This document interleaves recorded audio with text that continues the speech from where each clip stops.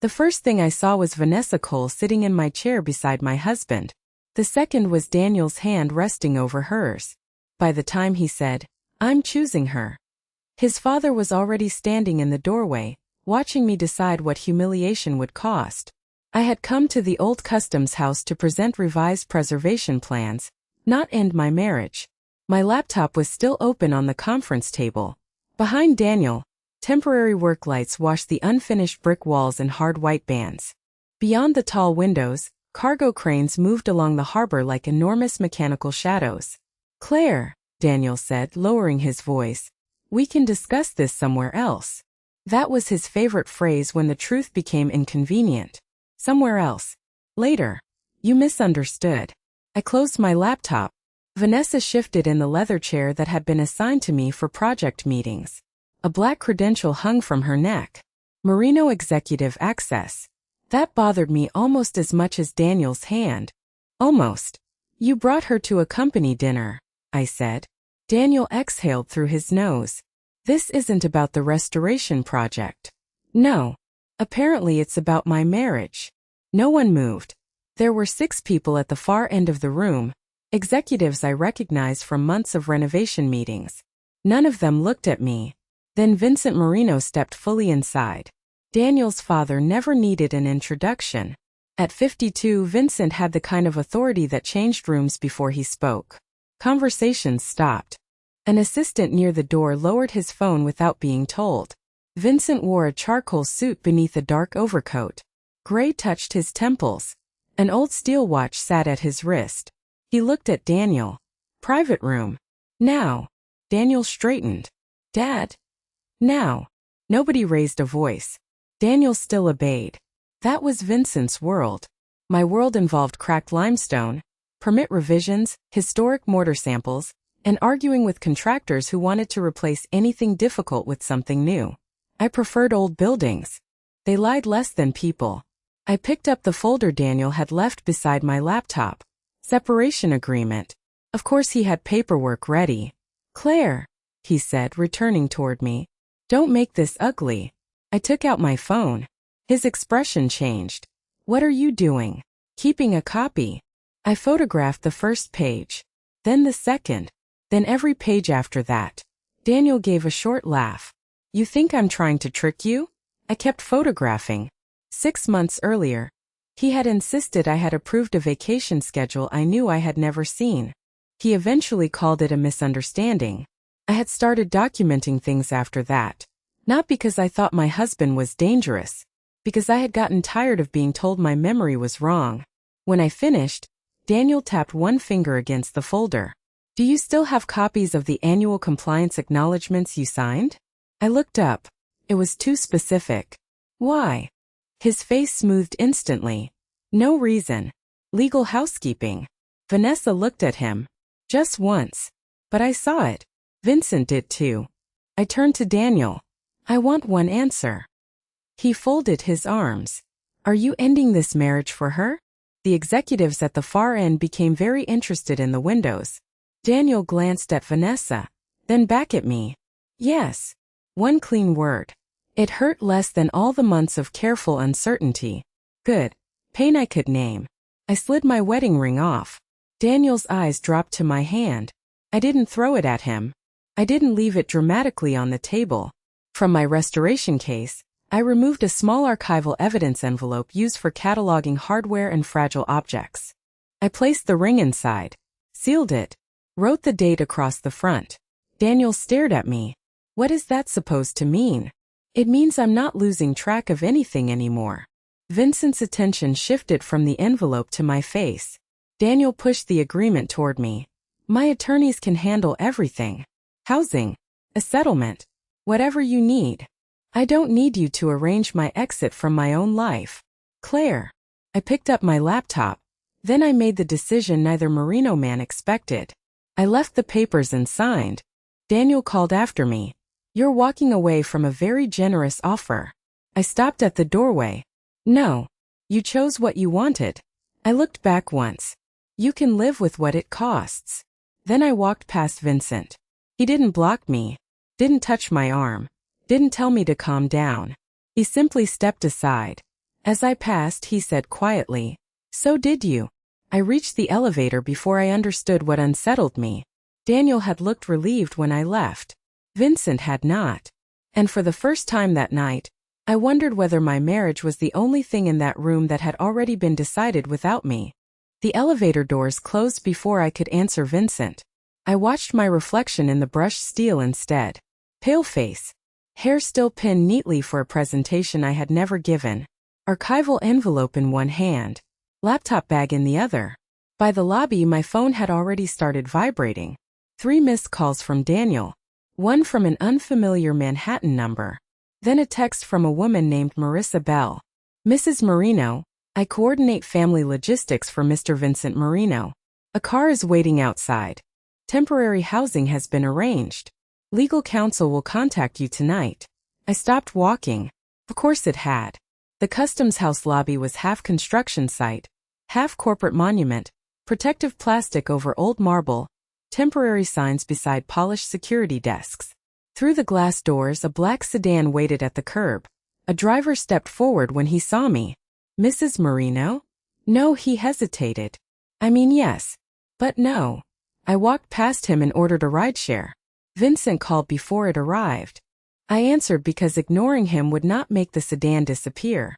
"You arranged an apartment for me." "Yes." "A driver?" "Yes." "A lawyer?" A pause. "Yes." "You forgot one thing." "What?" "To ask me." Silence. Not empty silence. Vincent's silence always seemed occupied, as if several possible responses had entered a room and only one would be allowed out. "I'll come to you," he said. No, another pause. "Then where?" I looked back at the Customs House. "My project office. 8 tomorrow morning. 15 minutes. "Understood." He arrived at 7:58. No entourage entered with him. That surprised me more than I wanted it to. Vincent stood inside the temporary office while I reviewed masonry samples beneath fluorescent lights. My world looked especially ordinary around him. Plastic folding table, chipped coffee mug, stacks of preservation reports. He placed a folder down. "Everything arranged last night is listed there. I don't want any of it. The apartment is secure." "I have an apartment." "The attorney specializes in." "I have an attorney." "The driver." "I know how to drive." His jaw tightened once. I set down my pencil. Daniel acts like people are pieces on a board. He moves them, tells them it's necessary, then acts offended when they ask why. Vincent's expression went still. I continued. "I used to think that was just Daniel." That landed. He looked at the folder. Then he took out his phone. "Marissa." A woman answered immediately. "Cancel the apartment. Cancel transportation. Withdraw legal counsel." A pause from the other end. "All of it, sir? All of it." He ended the call. I had prepared myself for an argument. Instead, Vincent slid the folder back toward himself. "What do you want from me?" "Professional distance." His eyes held mine. "That may become difficult." "Why?" He didn't answer directly. "I want you to keep your access credentials for the restoration project active." "That sounds like another decision you made for me." "Then decide now." I studied him. He could have overridden me. Everyone around him probably expected him to. Instead, he waited. "My project remains independent," I said. "No security detail. No family attorney. Nobody enters my apartment. Nobody changes my schedule." "Agreed. And if you think I'm in danger, you tell me why before you do anything." Another pause. "Agreed." That was the first promise from a Marino man I had heard without immediately wanting written proof. I almost hated that. My phone rang.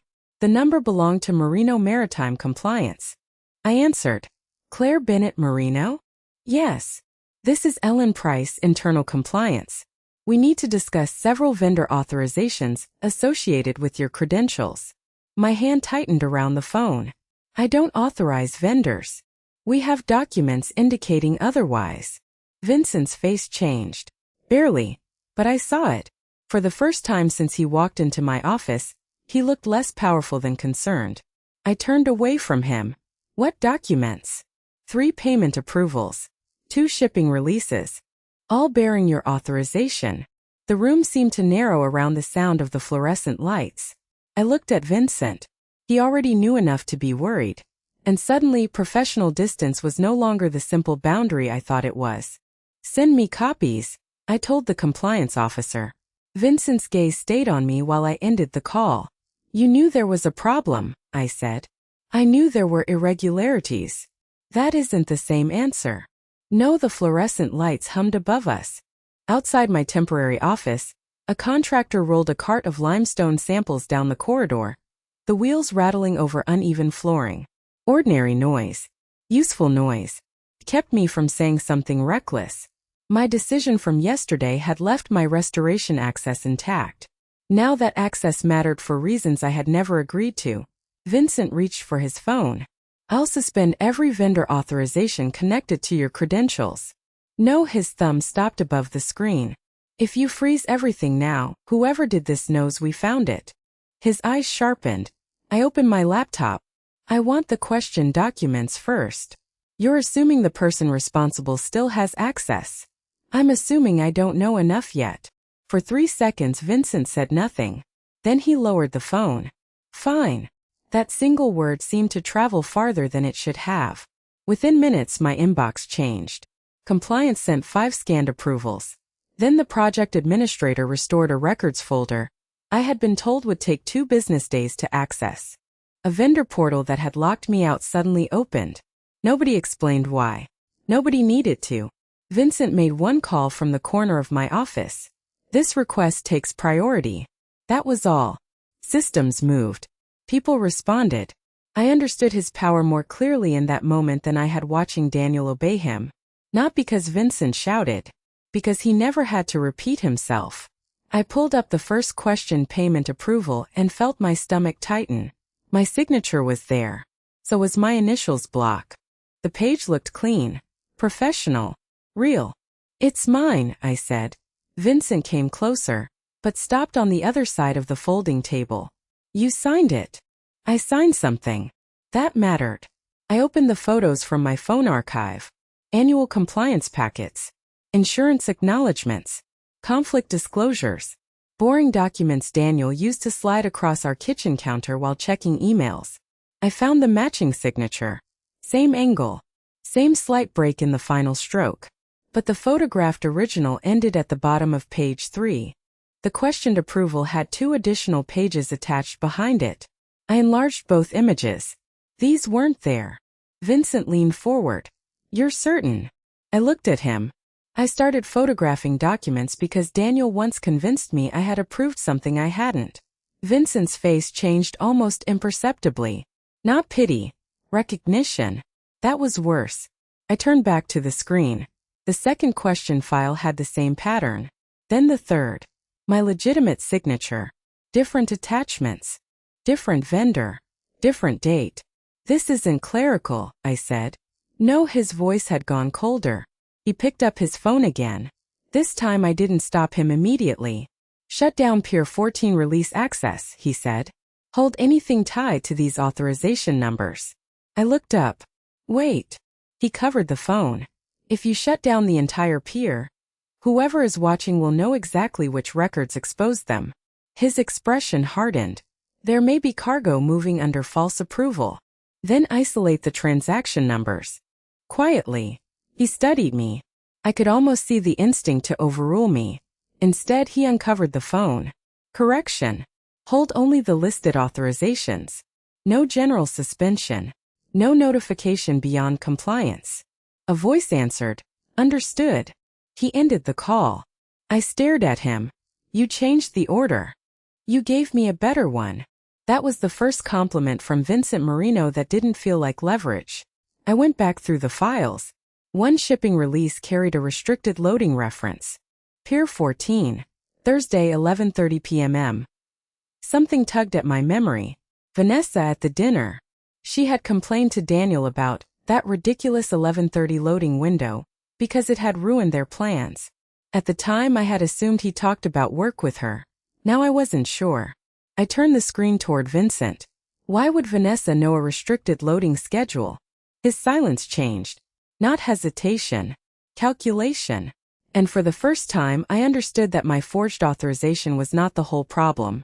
It was an entry point. Vincent looked at the Pier 14 reference, then at me. Claire, don't contact her. I wasn't planning to. Good. I closed the laptop. But I am finding out how she knew. This time he didn't tell me no. Vincent didn't tell me no. That should have reassured me. Instead, it made me wonder what he was choosing not to say. I spent the next hour tracing Vanessa through the only path I trusted. Records already connected to my work. No private investigators. No family gossip. No favors. Just access logs, event files, vendor credentials, and project correspondence. Vincent stayed on the other side of the office. He made no calls. That restraint was deliberate enough that I noticed it. What? He asked. You're being very quiet. You objected when I acted without telling you. I did. So I'm not acting. That answer landed harder than it should have. I turned back to the screen.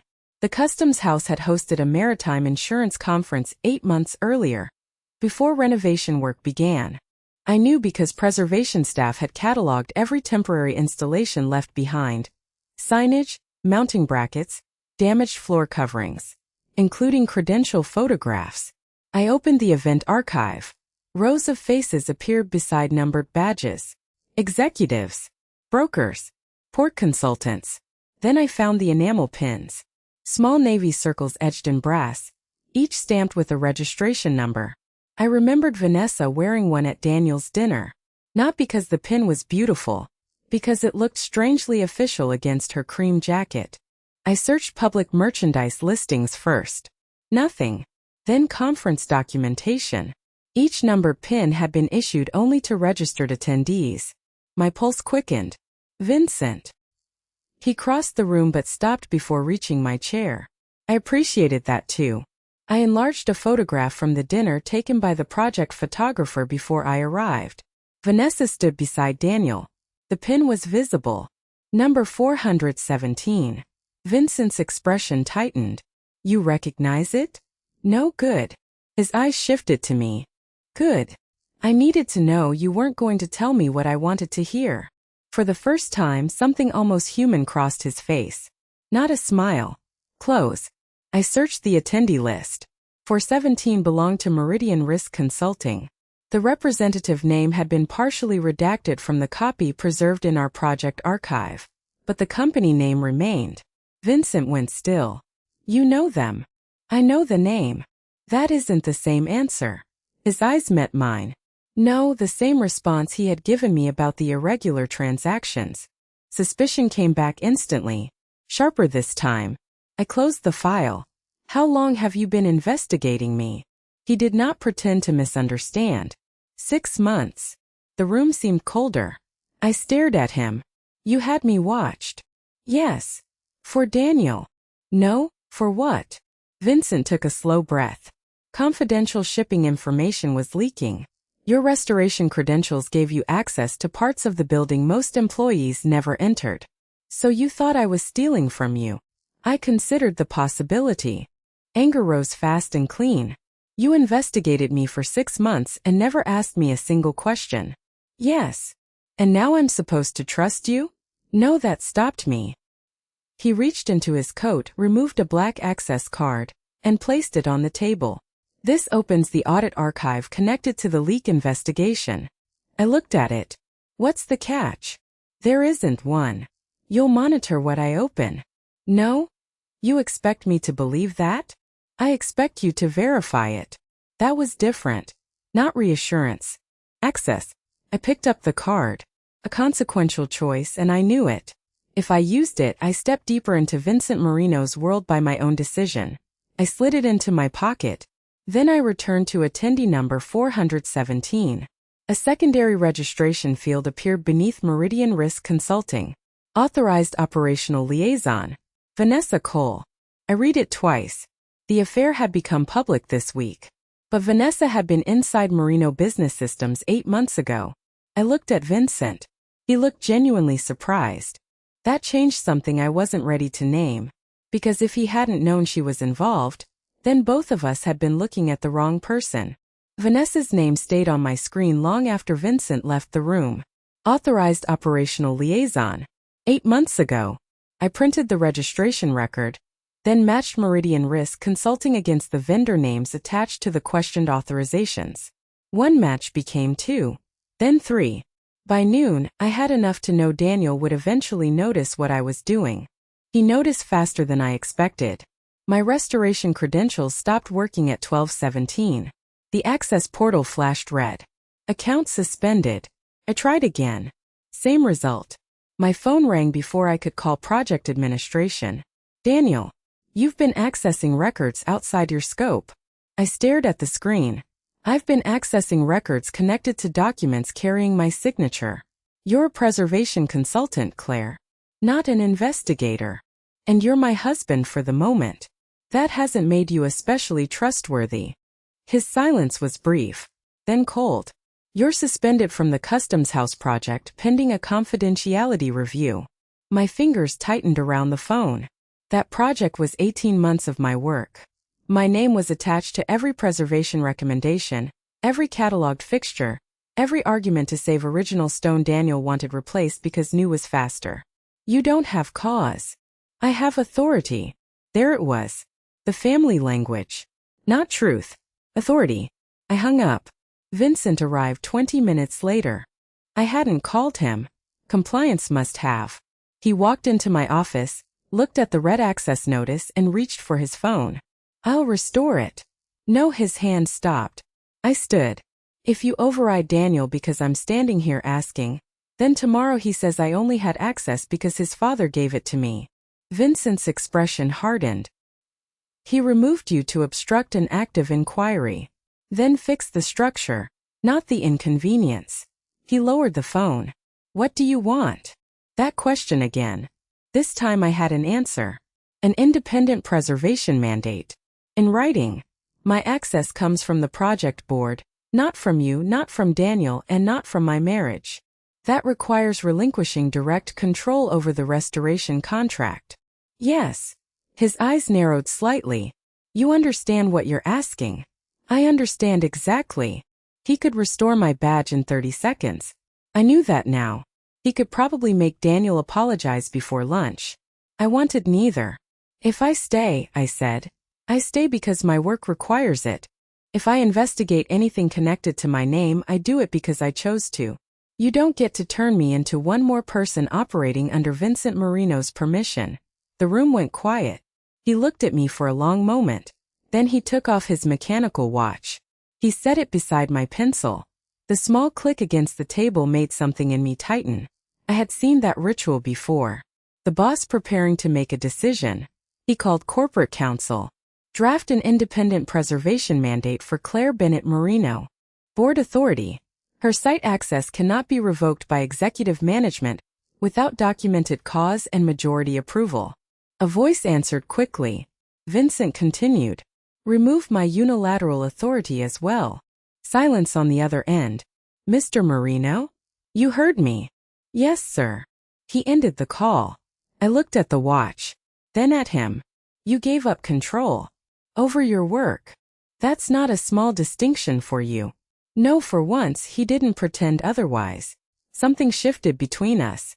Not trust. Not yet.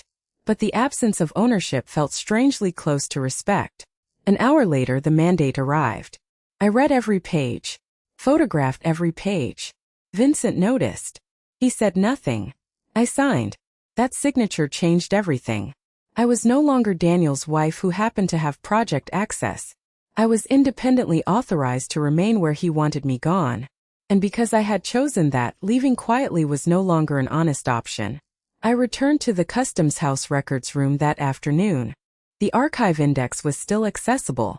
I searched the audit series connected to the year Daniel first became an executive. Boxes 61 through 68 were listed. Then 70. I checked twice. Box 69 was missing. Not lost. Transferred. The authorization line carried one name. Daniel Marino. I printed the record and laid it in front of Vincent. He read it once. His face changed. What? I asked. He looked at the empty space where box 69 should have been. Then at me. I need to find out what my son thought was worth removing before you ever had a reason to look. I need to find out what my son thought was worth removing before you ever had a reason to look. Vincent said it like a promise. By 4 that afternoon it became something else. The transfer record for Box 69 led to an internal logistics archive Vincent still controlled. He opened it on the conference room screen while I stood beside the table with my printed index sheet. One entry. 7 years earlier. Off-site bonded storage. Authorized by Daniel Marino. Reviewed by Vincent Marino. I read the second name twice. Then I looked at him. You reviewed the transfer. Vincent didn't move. Yes. The answer came too quickly to be a surprise. That was worse. You knew what was in the box. He looked at the screen instead of me. I knew what it contained then. The mechanical watch was back on his wrist. For some reason that detail bothered me more than it should have. What was it? Vincent closed the laptop. Not dramatically. Carefully. A vendor audit. That tells me nothing. It involved Daniel. The air conditioning clicked on above us. Somewhere beyond the temporary wall a drill stopped, then started again. I waited. Vincent did not fill the silence. So I did. What did he do? His jaw tightened. Years ago, Daniel altered a vendor authorization. The words seemed almost small. Too small for the way Vincent was saying them. For what? To move money outside an approved account. My stomach dropped. How much? That isn't the part that matters. It matters to me. Less than what you're looking at now. Now, the word struck harder than the amount ever could. I stepped back from the table. You knew he had done this before. Vincent met my eyes. Yes. And you buried it. He said nothing. That was answer enough. I picked up the transfer sheet. You moved the audit off-site. I had the loss corrected. The vendor was made whole. Daniel was removed from financial approvals for a year. And nobody outside this family knew. No, there it was. Not a misunderstanding. Not missing context. A decision. His. The same man who had given me independent authority 12 hours earlier had once used that same kind of authority to make consequences disappear. I looked at his watch. You took that off yesterday when you gave up control of my contract. His gaze followed mine. What does that have to do with this? I thought it meant something. It does. Then what did it mean 7 years ago? He went still. I could see the answer before he gave it. I believed I was protecting my family. A laugh escaped me, but there was nothing funny in it. No. You were protecting the name. His face changed. Not anger. Recognition. That almost made it harder. You taught him, I said. Vincent's eyes sharpened. Daniel is responsible for his own choices. Yes.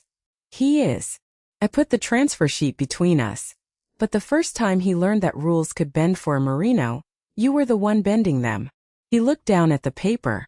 For once he had no correction. No order. No defense. That silence changed the room. I had spent days wondering whether Vincent was different from his son. Now I understood the more frightening possibility. Daniel might be what happened when Vincent's worst beliefs survived without Vincent's restraint. Staying close to him meant gaining access to the one person powerful enough to help uncover the truth. Leaving meant protecting the part of me that had promised never again to let a man decide which facts I was allowed to have. Neither choice was clean. I opened my laptop. Vincent looked at me. What are you doing? Requesting the bonded storage access record. I can get it faster. I know. I submitted the request myself. Then I removed the black audit access card he had given me in Part 4 and placed it on the table. His gaze dropped to it. You'll need that. Not like this. Claire. No, my voice stayed level. If I keep using access that depends on your discretion while I'm investigating something you once concealed, then I'm repeating the exact structure I told you I wouldn't accept. He absorbed that without interruption. I gathered my papers. If the bonded facility confirms Box 69 still exists, send me the location through the independent project channel. You may not get access without my authorization. Then authorize the archive, not me. That landed. Vincent looked older for 1 second. Not weaker. Just stripped of certainty. I reached the door. Behind me, he said. You were right. I stopped. About Daniel? About the audit? About him? I didn't ask. One honest sentence could not repair a 7-year decision. I left the room. By the time I reached the elevator, my phone buzzed. A new email. Independent records request. Accepted. Below it was a second notification. Someone had accessed the old surveillance archive linked to my name. 10 minutes earlier. The user account belonged to Daniel. Daniel's access to the surveillance archive told me what he planned before I saw the first headline. By morning, photographs of me and Vincent were circulating through industry blogs and private investor groups. Nothing intimate. That was what made them effective. Vincent entering my project office. Me leaving a records meeting after dark. The two of us standing beside the customs house loading bay. Ordinary moments rearranged into an accusation. Estranged Merino wife aligned with father-in-law.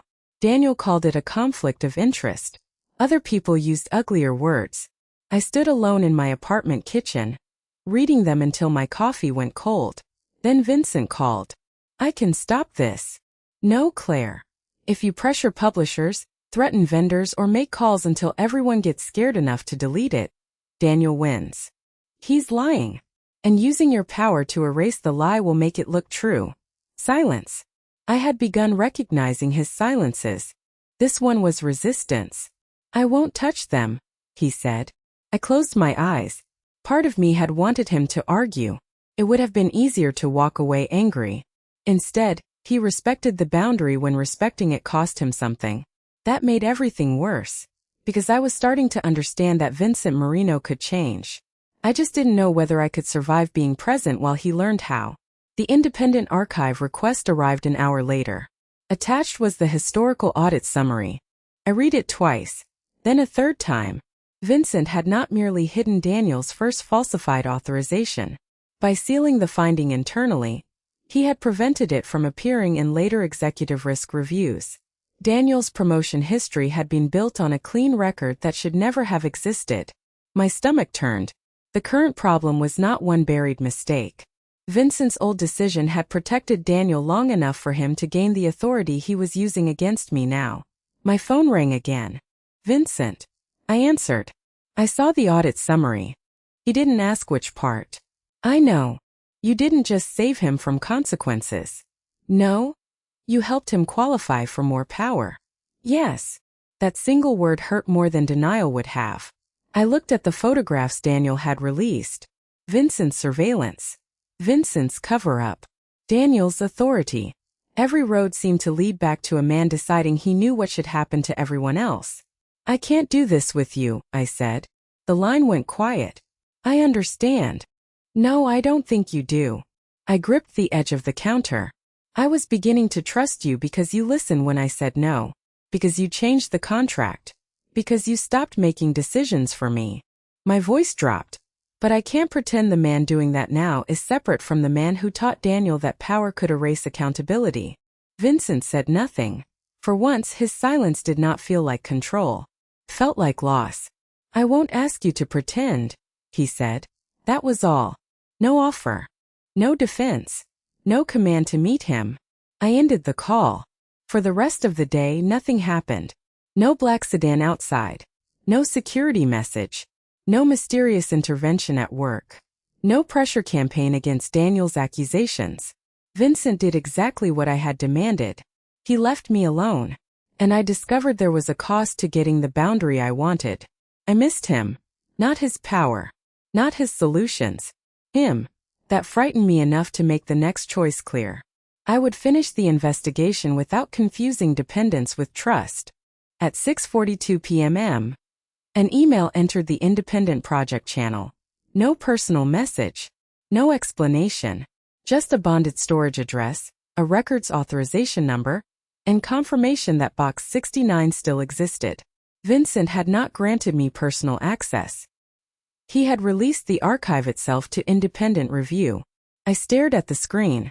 Then I noticed the final attachment. A signed authorization relinquishing his right to restrict disclosure of anything inside the box. Even material damaging to him. For days, I had believed Vincent would eventually protect himself the way he had protected Daniel. The document in front of me said that belief might be wrong. I printed the authorization, picked up my coat, and went to find out what truth he had finally decided not to control. The bonded storage clerk slid box 69 across the counter without looking at me twice. That mattered. No Merino escort. No special room. No whispered phone call before I was allowed inside. Just Vincent's signed authorization and my own name on the access log. I carried the box to a metal table beneath flat fluorescent lights and opened it myself. The first folder held old vendor approvals. The second held compliance acknowledgments. My signatures appeared again. Not on suspicious payments. On legitimate documents I remembered signing years earlier. I photographed each page and compared them to the files already on my laptop. Same signature angle. Same initials. Same tiny break where my pen had skipped. Then I found the altered versions.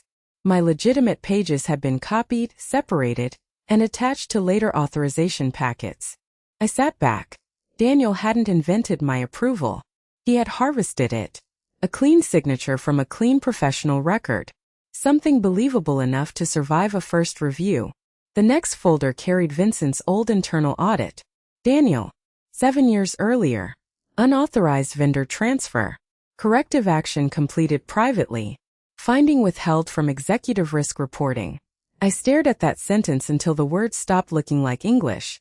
That one buried decision had followed Daniel forward. Promotion. Access. Authority. Credibility. Vincent had not created his son's choices, but he had removed the warning label. I kept reading. Meridian Risk Consulting appeared in later vendor notes. The same company attached to Vanessa's conference credential. The same credential that had seemed strange against her jacket. Pier 14 appeared beside restricted scheduling permissions. Vanessa's careless comment at dinner hadn't been careless at all. She knew the loading window because she was already inside the operational chain. The affair had distracted everyone from something larger. My phone stayed untouched beside me. I did not call Vincent until I had verified every page I could verify without him. When he arrived, I was standing over the open box. He stopped several feet away. You found it. I found enough. I turned the audit toward him. You protected him once. Yes.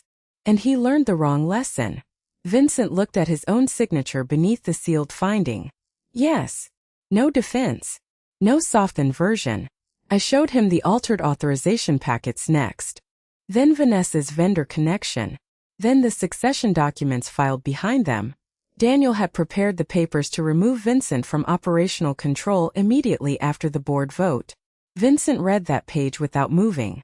His son had not only planned to replace him, he had planned to use the same system Vincent once built to erase him. I finally understood the shape of the whole betrayal. Daniel had chosen Vanessa. He had chosen power. And he had chosen me as something useful enough to blame. I closed the folder. I can clear my name with this. You should. If I release everything, your cover-up becomes part of the record. I know. You could lose control of the company. I know. The old version of Vincent would have decided what survived. The man in front of me waited. That changed something inside me too. I had believed accepting help meant surrendering power. But he had given me the truth without attaching a command to it. What do you want me to protect? I asked. Nothing for me. I studied his face. What are you going to do tomorrow? Vincent looked at box 69. Then at the signature that had followed his son for 7 years. I'm releasing the audit. Even if Daniel fell. Even if he fell with him. Tomorrow, I would find out whether Vincent Marino could actually pay the price of telling the truth. The boardroom inside the restored customs house was quieter than I expected. No shouting. No spectacle. Just polished wood, old brick, harbor light through tall windows, and Daniel sitting at the head of the table as if the future already belonged to him. He looked at me first. Then at Vincent. You brought her here? I brought myself, I said. That changed the room. Daniel leaned back. Claire, this is a succession meeting, not a divorce hearing. Good. Then let's talk about authorization. I connected my laptop to the display. The first image was one I had taken months earlier. A legitimate compliance packet bearing my signature. Then I placed the questioned approval beside it. Same signature. Different attachments. I showed the page sequence. The timestamps. The missing originals. Nobody interrupted. Daniel tried once. Those files could have been altered. So I brought the physical records. I opened box 69. That was the moment the power shifted. Not because Vincent spoke. Because he didn't. I walked the board through the chain myself. My photographed originals. The copied authorization marks. Meridian Risk Consulting. Vanessa's numbered conference credential. Pier 14. The restricted loading schedule she had known months before anyone believed she belonged inside Merino business. Daniel's face changed by degrees. First irritation. Then calculation. Then fear. He turned toward Vincent. You're really going to let her do this? Vincent's mechanical watch remained on his wrist. I noticed. So did he. Daniel stood. If you validate that box, you validate everything in it. Vincent looked at him. Yes. The old audit too? Yes. That destroys your own record. Yes. Daniel stared at his father as if he had begun speaking another language. Then Vincent slid a signed statement onto the table. I concealed Daniel's earlier misconduct. That decision was mine. I accept responsibility for it. He did not order anyone to remove Daniel. He did not threaten the board. He did not tell me what to release. Instead, he added one final page. His resignation from operational control. My breath caught. Daniel's expression broke. You'd give up the company for this? Vincent answered quietly. No. I'm giving up the right to decide what truth costs everyone else. That was the decision. One action. One price. And suddenly neither of them controlled me. I submitted the complete evidence package to independent counsel and compliance. Daniel lost the succession vote. The fraud investigation moved forward. Vanessa's vendor connection was referred with the rest of the records. My professional suspension was withdrawn. Nothing became clean overnight. It simply became honest. My divorce continued separately. Weeks later, I sat in my attorney's office with the small archival envelope I had sealed the night Daniel chose Vanessa. I placed it on the desk. My wedding ring clicked softly inside. Include it with the final property documents, I said. Then I left. The customs house reopened that Friday under independent oversight. Vincent stood alone near the restored stone staircase when I arrived. No driver waiting for me. No security detail at my shoulder. No offer in his hand. He looked surprised. Do you need something? Once I would have heard power in the question. Now I heard restraint. No, his face softened. I stepped closer by choice. I came because I wanted to. He said nothing. He let the silence belong to me. Daniel had taught me what it felt like to be treated as useful. Vincent finally taught himself something harder. Love was not proven by holding on. Sometimes it was proven by letting someone remain free enough to choose you.